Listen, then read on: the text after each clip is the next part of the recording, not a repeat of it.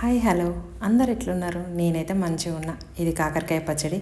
అరే పచ్చి కాకరకాయలను చూపెట్టి రింగున తిరగంగానే పచ్చడి అయింది అని మీరు కూడా అలా తిప్పారు. సాలిసాలిగా మన జోకులు వీడియోలోకి వెళ్దాం పదండి.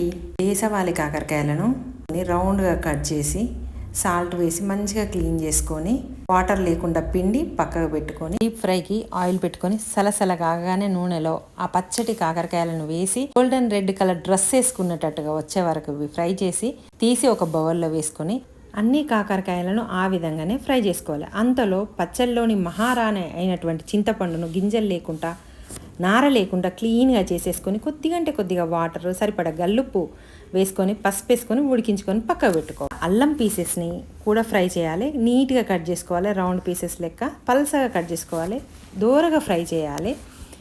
అన్నీ ఫ్రై అయిపోయాక పీసెస్ స్మెల్ అల్లం అయితే చాలా మంచి స్మెల్ వస్తుంది.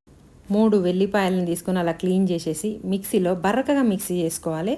చేసుకొని పక్కకు పెట్టుకొని ఈ ఫ్రై అయిన పీసెస్ అన్నిటిని ఒక బౌల్లో వేసేసుకొని బరకగా మిక్సీ చేసి పెట్టుకున్న వెల్లుల్లిని చల్లారబెట్టిన చింతపండుని ఇలా మెత్తగా మిక్సీ చేసేసుకొని దాన్ని కూడా సరిపడంత వేసుకొని మన పచ్చళ్ళల్లో మహారాజు అయినటువంటి కారము, సేనాధిపతి అండ్ మంత్రి అయినటువంటి జీలకర్ర మెంతుల పొడి వేసుకొని అన్నీ ఫ్రై చేశాక మిగిలిన ఆయిల్ వేసి కలిపితే అదే పచ్చడి అంటే మన చెయ్యి పడాల్సిందే కదా.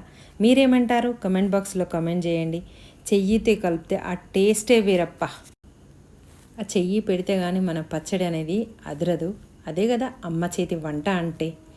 ఇక లేట్ ఎందుకు, మీరు కూడా మీ ఇంట్లో ట్రై చేసి టేస్ట్ ఎలా ఉందో కమెంట్ బాక్స్లో కమెంట్ చేయండి. ఇంత బాగుంది కదా, చూస్తుంటేనే నోరు ఊరిపోతుంది. ఒక్కొక్క బుక్కకు ఒక అల్లం ముక్క, ఒక కాకరకాయ ముక్క పెట్టుకొని తింటే ఆహా ఎంత బాగుంటుంది.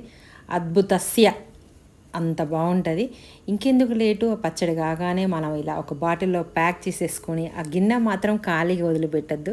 కొంచెం రైస్ వేసుకొని తింటే వావ్, ఆ టేస్ట్ ఎంత సూపర్ ఉంటుంది. If you like the recipe please do like, share, subscribe to Mamma Semi Food. Thanks for watching. Bye bye.